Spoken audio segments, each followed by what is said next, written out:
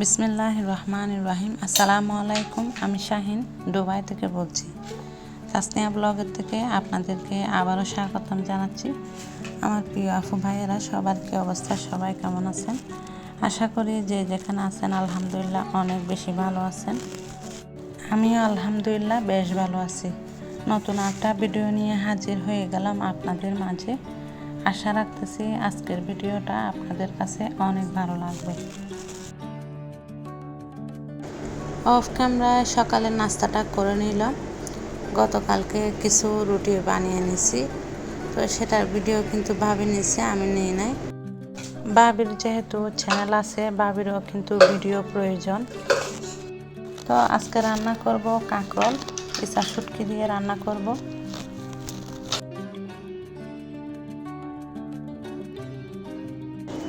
ইচা শুটকির সাথে সাথে দুইটা ছুরি শুটকি সহ দিছি। তো এগুলা দিয়ে রান্না করলে কিন্তু অনেক মজা হয়, খেতেও কিন্তু অনেক ভালো লাগে, স্বাদটা ভালো আসে আর কি। এখানে পরিমাণ মতো আমি লাল মরিচের গুঁড়া দিয়ে দিছি, হলুদের গুঁড়া দিয়ে দিলাম, এখন দিয়ে দিলাম লবণ। তো এবার একটু ভালো করে নেড়ে ছেড়ে নিচ্ছি।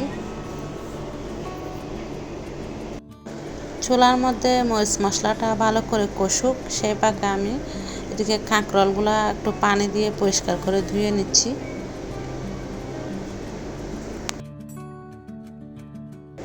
কাঁকরোলগুলো কিন্তু একদম তাজা, রান্না করলেও কিন্তু খুব ভালো হবে।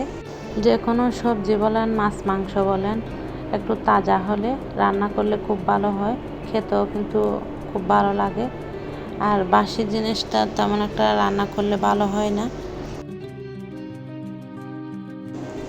তো এদিকে মরিচ মশলাটা ভালো করে কষিয়ে নিছি, এখন কাঁকরোলগুলো দিয়ে দিচ্ছি।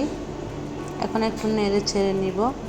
শুটকিগুলা কিন্তু একদম ভেঙে গেছে আর কি। এগুলা যখন দেশের থেকে আনছে তখনও কিন্তু একটু নরম টাইপের ছিল। আর আমি যে কোনো সময় শুটকি দিয়ে তরকারি রান্না করলে তো শুটকিগুলা কুসুম গরম পানি দিয়ে ভালো করে ধুয়ে নিই, যাতে কোনো জীবাণু না থাকে আর কি। আমার আজকের ভিডিওটা আপনাদের কাছে কেমন লাগছে অবশ্যই কমেন্ট করে জানাবেন। ভিডিও ভালো লাগলে একটা লাইক দিতে কিন্তু একদম ভুলবেন না।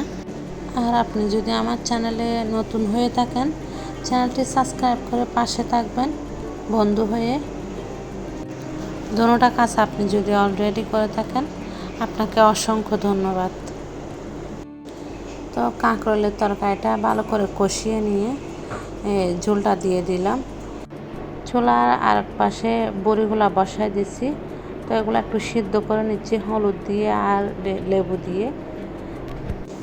একটু হলুদ আর লেবু দিয়ে সিদ্ধ করলে দেখা যায় বড়ির মধ্যে একটা আস্ত গন্ধ লাগে, সেটা আর লাগে না। আজকে এখানে 2 বেলার জন্য কাঁকরোল রান্না করে নিয়েছি। এদিকে অফ ক্যামেরায় 12 পাখির ডিম সিদ্ধ করে নিয়েছি, এগুলো একটু হলুদ দিয়ে আর কি তো তেলের মধ্যে ভেজে নিলাম। অফ ক্যামেরায় বাটা রান্না করে নিলাম।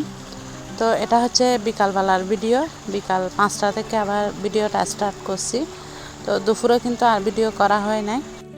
দুপুরে রান্না বান্না শেষ করে গোসল করলাম, গোসল করে নামাজ পড়লাম, নামাজ পড়ে খাওয়া দাওয়া করলাম, খাওয়া দাওয়া করে একটু রেস্ট করে বাচ্চাকে নিয়ে টিউশনে চলে যাচ্ছি। এখনও কিন্তু বাহিরে অনেক রোদ, একদম মুখ পুড়ে যাচ্ছে আর কি। বাতাস দিচ্ছে অল্প অল্প, সে বাতাসে একদম মুখ পুড়ে যাচ্ছে, এরকম অবস্থা। জুন জুলাইয়ে গরমটা একটু বেশি পড়ে, তখন গরমের হারটা আর কি বেড়ে যায়। তো যাই হোক, আমরা এখন টিউশনে একদম কাছাকাছি চলে আসছি।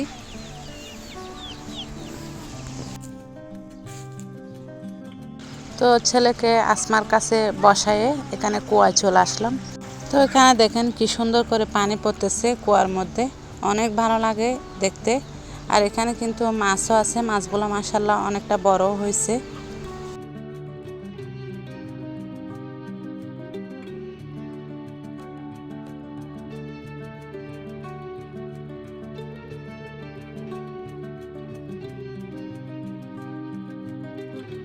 আমি টিউশন থেকে আসার সময় ভাবি আমাকে একটা মুরগি দিয়ে দিছে। আর এখানে যে 3টা দেখতেছেন মুরগি, সেগুলো হচ্ছে আমাদের মুরগির বাচ্চা।